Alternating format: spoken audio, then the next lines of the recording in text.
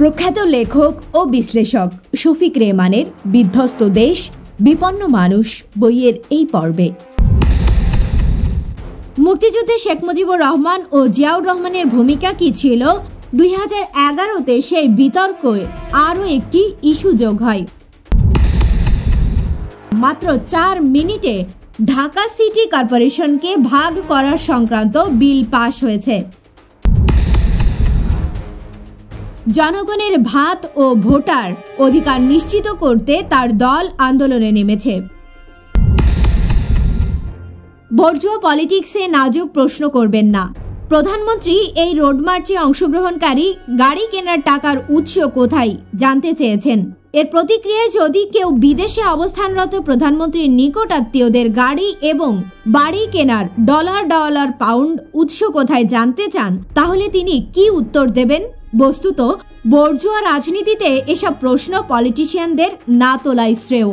এই ধরনের প্রশ্নের উত্তর কিছু ইংরেজি বাংলা পত্রিকার সম্পাদক, টিভি রেডিওর কর্মকর্তারা নিজেদের সম্পর্কেও দিতে পারবেন না। গাড়ির নম্বর টোকাটুকির সম্ভাবনার পর মানুষ আরও কিছুটা সতর্ক হয়ে গিয়েছে। অনেকেরই বিশ্বাস বর্তমান সরকার টেলিফোন সংলাপ ট্যাপিং এ যথেষ্ট কর্মী নিয়োগ করেছে। 2011-তে অনেক মোবাইল ফোনে রাজনৈতিক আলোচনা বাদ দিয়েছেন। ফলে 2011-তে নিরুদ্বেগে মোটর কারে চলার স্বাধীনতা থেকে শুরু করে ফোনে বাক স্বাধীনতা সংকুচিত হয়েছে। বিতর্কিত ডেট রেকনিং। মুক্তিযুদ্ধে শেখ মুজিবুর রহমান ও জিয়াউর রহমানের ভূমিকা কি ছিল 2011-তে সেই বিতর্কে আরও একটি ইস্যু যোগ হয়। দৈনিক আমার দেশ 17/12/2011 রিপোর্ট। সঠিকভাবে কেউই জানেন না 1971-এর মুক্তিযুদ্ধে কত মানুষ তাদের জীবন হারিয়েছিল, কিন্তু নিঃসন্দেহে ওই যুদ্ধে অনেক মানুষ জীবন দিয়েছে। নিরপেক্ষ গবেষকরা মনে করেন এই সংখ্যা 3 থেকে 5 লাখের মধ্যে। বাংলাদেশ সরকার মনে করেন 1971-এ মারা গেছে 30 লাখ বাঙালি।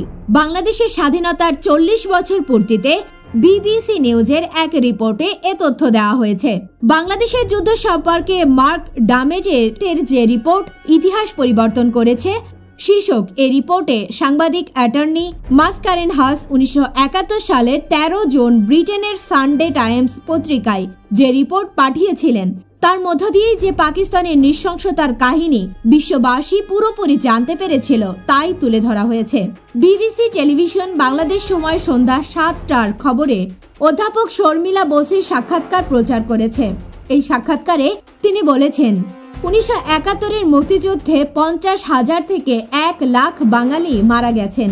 এর আগে নেতাজি সুভাষচন্দ্র বোসের এ নিকটাত্মীয়দের বাংলাদেশের মুক্তিযুদ্ধ নিয়ে প্রকাশিত গ্রন্থ ডেট রেকনিং ব্যাপার বিতর্কের জন্ম দেয়। এই বইয়ে তিনি বলেন, 1971-এ পাকিস্তানি সেনাদের বিরুদ্ধে যে গণধর্ষণের অভিযোগ তোলা হয়েছে তা অপপ্রচার।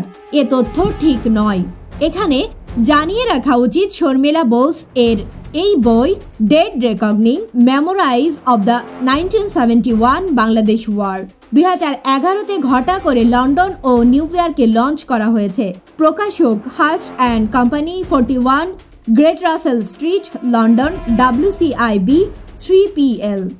নতুন কয়েকটি বিতর্ক। 2011-তে 40 বছর আগের পুরনো ঘটনাগুলো নিয়ে বিতর্ক শুরু হবার পাশাপাশি নতুন কিছু ঘটনা নিয়ে প্রচণ্ড বিতর্ক শুরু হয়েছে। 2011-তে বহুল আলোচিত সংবিধান বিল, স্থানীয় সরকার সংশোধন বিল, উপজেলা পরিষদ বিল, অর্পিত সম্পত্তি প্রত্যাবর্তন বিল সহ উল্লেখযোগ্য আলোচিত বিল পাশ হয়। এই বছর 4টি অধিবেশনে মোট 22টি বিল পাশ হয়। তত্ত্বাবধায়ক সরকার ব্যবস্থা বাতিল করে 2 দফা বিভক্তি ভোটের মাধ্যমে সংবিধান বিল 2011 বিদায়ী বছরের 30 জুন পাশ হয়। সংবিধানে 55টি দফা যুক্ত করে বিলটি পাশের পক্ষে 291টি এবং বিপক্ষে একটি ভোট পড়ে। সংবিধানের এই সংশোধনী প্রত্যাখ্যান করেছে বিএনপি জামাত জোট। সংবিধানে তত্ত্বাবধায়ক সরকার ব্যবস্থা বহাল রাখার জন্য বিএনপি দাবি জানিয়েছে। বিরোধী দলহীন প্রায় মৃত সংসদে মাত্র 4 মিনিটে ঢাকা সিটি কর্পোরেশনকে ভাগ করার সংক্রান্ত বিল পাশ হয়েছে। উপজেলা পরিষদ বিলটি পাশ হয়েছে মাত্র 5 মিনিটে। 29 নভেম্বর তড়িঘড়ি করে মাত্র 9 মিনিটে বিল দুটি পাশ হয়। এদিন সংসদ চলে মাত্র 10 মিনিট। ডিসিসি বিভক্তকরণ বিলে বিরোধী দলের 11 জন ওয়ার্কার্স পার্টির সভাপতি রাশেদ খান মেনন, জাসদের মঈনুদ্দিন খান বাদল, শাহ জিকরুল আহমেদ ও স্বতন্ত্র সংসদ সদস্য মোহাম্মদ ফজলুল আজিমের বিলের ওপর জনমত যাচাই বাছাই ও সংশোধনী আনলেও সংসদে তার অনুপস্থিতির কারণে তা নাকচ হয়ে যায়। ডিসিসি ভাগ করার প্রতিবাদে বিএনপি জামাত জোট রাজধানীতে হরতাল পালন করে। নির্বাচিত প্রতিনিধিদের বিরোধিতার পরেও উপজেলা পরিষদে স্থানীয় সংসদ সদস্য ও উপজেলা নির্বাহী কর্মকর্তা ইউএনএ কর্তৃক বহাল রেখে উপজেলা পরিষদ বিলটি পাশ হয়। দেশের নাগরিক ও স্থায়ী বাসিন্দাদের কাছে অর্পিত সম্পত্তি ফেরত দেওয়ার বিধান রেখে বহুল আলোচিত অর্পিত সম্পত্তি প্রত্যাবর্তন বিল পাশ হয়। সাংবাদিকদের গ্রেপ্তারি পরোয়ানা পরিবর্তে শুধু সমন জারির ব্যবস্থা রেখে ফৌজদারি কার্যবিধি বিল পাশ হয়। সংসদে উপস্থিতি সংকট। 2011-তে সংসদ অধিবেশনে কার্যদিবস ছিল 80টি। এর মধ্যে বিএনপি জামাত জোট সংসদে গেছে 8 কার্যদিবস, আর বিরোধী দলীয় নেত্রী বেগম খালেদা জিয়া গেছেন 1 কার্যদিবস। সরকার গঠনের পর নবম জাতীয় সংসদ একাদশ অধিবেশনের মোট 254 কার্যদিবসের মধ্যে বিরোধী দল সংসদে গেছে মাত্র 54 কার্যদিবস। এর মধ্যে খালেদা জিয়া গেছেন 6 দিন। 11টি অধিবেশনের মধ্যে দ্বিতীয়, তৃতীয়, ষষ্ঠ, সপ্তম, নবম, দশম ও একাদশ অধিবেশনে পুরোপুরি অনুপস্থিত ছিলেন তারা। বিরোধী দল পঞ্চম অধিবেশনে যোগ দেয়া মাত্র 1 দিনের জন্য। চলতি সংসদের দশম অধিবেশন পর্যন্ত 241 কার্যদিবসের মধ্যে 8 জন মন্ত্রী 150 কার্যদিবসের কম সংসদে উপস্থিত ছিলেন। 10 জন এমপি রয়েছেন যারা 100 কার্যদিবসেরও কম সংসদে উপস্থিত ছিলেন। নবম জাতীয় সংসদ অধিবেশন শুরুর প্রথম দিক থেকেই কোরাম সংকটের কারণে প্রায় প্রতিদিনই দেরিতে অধিবেশন শুরু হয়েছে। 24 ফেব্রুয়ারি কোরাম সংকট কারণে প্রথমবারের মতো বৈঠক মুলতবি করা হয়। বিরোধী দলগুলোর সংসদে অনুপস্থিতি তাদের দলের মধ্যেও সমালোচিত হয়েছে। অনেকেই বলেন, যদি আওয়ামী লীগের নেত্রী সহ অন্যান্য আওয়ামী লীগ সদস্যরা মার্জিত ও শালীন ভাষা আয়ত্ত করতে পারেন, তাহলে হয়তো বিরোধী দলীয় এমপিরা সংসদে ফিরে যেতে পারেন। নির্বাচন কমিশন বিতর্ক। এবছরে কেয়ারটেকার সরকার বিতর্কের পাশে আরও 2টি বিতর্ক হয়েছে নির্বাচন কমিশনকে ঘিরে। 1. নির্বাচন কমিশনের নতুন সদস্য করা হবেন এবং 2. ইলেকট্রনিক ভোটিং মেশিন আগামী নির্বাচন ব্যবহার করা উচিত হবে কিনা। বিএনপির কেন্দ্রীয় নেতৃত্ব নারায়ণগঞ্জ পৌরসভার নির্বাচন থেকে শেষ মুহূর্তে প্রার্থী তৈমুর আলম খন্দকারকে সরে যেতে অনুরোধ করেন। তৈমুর নির্বাচনী ক্যাম্পেইনে প্রচুর খরচ করা সত্ত্বেও কেন্দ্রের অনুরোধে নির্বাচন থেকে সরে দাঁড়ান। দলীয় শৃঙ্খলা ও আনুগত্যের আনুকরণযোগ্য দৃষ্টান্ত স্থাপন করেন তিনি। বিএনপি এই নির্বাচনে ইভিএম ব্যবহারের বিরুদ্ধেই ছিলেন। নির্বাচনে বিজয়ী হন ডক্টর সেলিনা হায়াৎ আইভী। বিপুল ভোটে পরাজিত হন শেখ হাসিনার মনোনীত প্রার্থী শামীম ওসমান। এই দুর্ঘটনার ড্যামেজ লিমিটেশনের জন্য নির্বাচনের পরে শেখ হাসিনা তলব করেছিলেন প্রথমে শামীম ওসমানকে এবং তাকে পাশের ঘরে রেখেই পরে আইভীকে। শেখ হাসিনা এরপর 2 জনকে পাশে রেখে ফটো তোলেন এবং আশা প্রকাশ করেন এই ছবি দলীয় সংহতি রক্ষায় সহায়ক হবেন।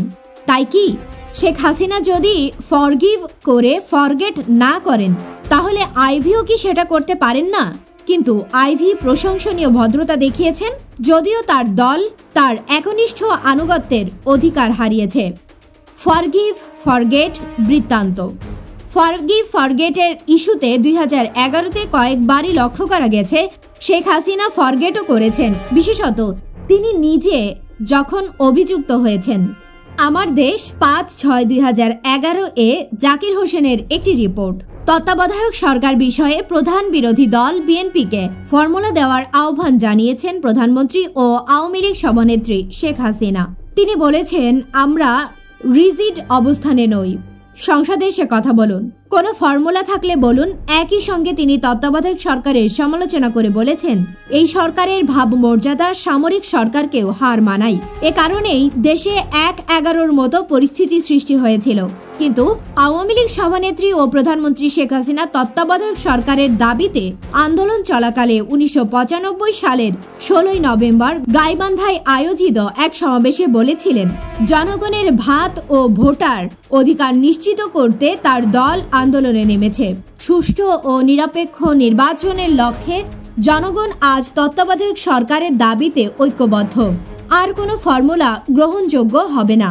একই সঙ্গে তিনি বর্তমান মহাজোটের অন্যতম শরিক এবং ওই সময় তত্ত্বাবধায়ক সরকারের প্রতিষ্ঠাতার আন্দোলনের অন্যতম সহযোগী জাতীয় পার্টির চেয়ারম্যান হোসনে মোহাম্মদ এরশাদ সম্পর্কে বলেছেন, দুর্নীতি ও ভোট ডাকাতির কারণে এরশাদ সরকারকে ক্ষমতা থেকে হটিয়ে দেওয়া হয়েছে।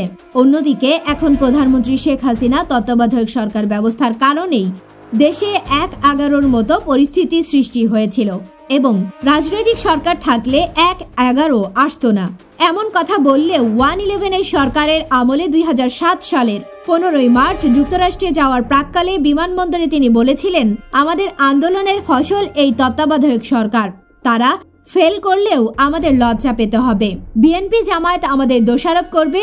আশা করব এ ধরনের পরিস্থিতি যেন না হয়। একই সঙ্গে আওয়ামী লীগ ক্ষমতায় গেলে তিনি 1-11 সরকারের সকল কার্যক্রমের বৈধতা দেওয়ার প্রতিশ্রুতিও দিয়েছিলেন। তিনি বলেছিলেন, তত্ত্বাবধায়ক সরকার তো মহা চৌধুরী ধরেছেন, এতে আমাদের ভীত ও আতঙ্কিত হওয়ার কোনো কারণ নেই। দুশ্চিন্তার কি আছে? আমরা ক্ষমতায় গেলে আমাদের এসব কার্যক্রম র্যাটিফাই করে দেব। দেশের মানুষ তত্ত্বাবধায়ক সরকারের কার্যক্রমের প্রশংসা করেছে। এই সুন্দর পরিবেশ বজায় থাকতেই নির্বাচন সম্পন্ন করা উচিত। এসব খবর ওই সময়ে বিভিন্ন জাতীয় দৈনিকগুলোতে গুরুত্বের সঙ্গে প্রকাশিত হয়। দৈনিক আমার দেশ ও দৈনিক বাংলায় প্রকাশিত দুটি প্রতিবেদনের অংশ বিশেষ তুলে ধরা হলো। তত্ত্বাবধায়ক সরকার ছাড়া অন্য কোনো ফর্মুলা মানব না হাসিনা। সুষ্ঠু ও নিরপেক্ষ নির্বাচনের লক্ষ্যে জনগণ আজ তত্ত্বাবধায়ক সরকারের দাবিতে ঐক্যবদ্ধ। অন্য কোনো ফর্মুলা গ্রহণযোগ্য হবে না। দৈনিক বাংলা 17 নভেম্বর 1995। ক্ষমতায় গেলে বর্তমান সরকারের সব কাজের বৈধতা দেব। যুক্তরাষ্ট্র যাওয়ার প্রাক্কালে বিমানবন্দরে শেখ হাসিনা। বর্তমান সরকারের কার্যক্রমের বৈধতা দেওয়ার প্রতিশ্রুতি দিয়েছে আওয়ামী লীগ। আওয়ামী লীগ সভানেত্রী শেখ হাসিনা গতকাল মার্কিন যুক্তরাষ্ট্রের উদ্দেশ্যে ঢাকা ত্যাগের আগে সাংবাদিকদের সঙ্গে আলাপ আলোচনা করেছেন। তত্ত্বাবধায়ক সরকার তো মহা চৌধুরী ধরেছেন, এতে আমাদের ভীত ও আতঙ্কিত হওয়ার কোনো কারণ নেই। দুশ্চিন্তার কি আছে? আমরা ক্ষমতায় গেলে তাদের এসব কার্যক্রম র্যাটিফাই করে দেব। শেখ হাসিনা দ্রুত নির্বাচনের আশাবাদ ব্যক্ত করে বলেন, অনির্দিষ্টকালের জন্য নির্বাচন বন্ধ রাখা ঠিক হবে না। তিনি বলেন, দেশের মানুষ তত্ত্বাবধায়ক সরকারের কার্যক্রমের প্রশংসা করেছে। এই সুন্দর পরিবেশ বজায় থাকতেই নির্বাচন সম্পন্ন করা উচিত। তত্ত্বাবধায়ক সরকারের কর্মকাণ্ড প্রসঙ্গে তিনি বলেন, এই সরকারের প্রতি জনগণের আস্থা ও বিশ্বাস রয়েছে। মানুষের প্রশংসা পেয়েছে। এই পরিস্থিতি থাকতে থাকতে নির্বাচন দিলে দেশের জনগণ ও সরকার উভয়ের জন্য মঙ্গল হবে। ভালো কাজ বেশি দিন ধরে রাখা যায় না। তিনি বলেন, সভা থাকাতেই কীর্তন শেষ করতে হবে। তিনি আরও বলেন, আমাদের আন্দোলনের ফসল এই তত্ত্বাবধায়ক সরকার। তারা ফেল করলে আমাদেরও লজ্জা পেতে হবে। বিএনপি জামাত আমাদের দোষারোপ করবে। আশা করব এ ধরনের পরিস্থিতি যেন না হয়। দৈনিক আমার দেশ 16 মার্চ 2007। ফরগেট প্রসঙ্গে হয়তো কেউ শেখ হাসিনাকে মনে করিয়ে দিতে পারেন, অতীতে তিনি 57 বছর বয়সে রিটায়ার করার কথা বলেছিলেন। সেটা তিনি এখন ভুলে গিয়েছেন। 10 টাকা কেজিতে চাল খাওয়ানোর কথাও ভুলে গিয়েছেন।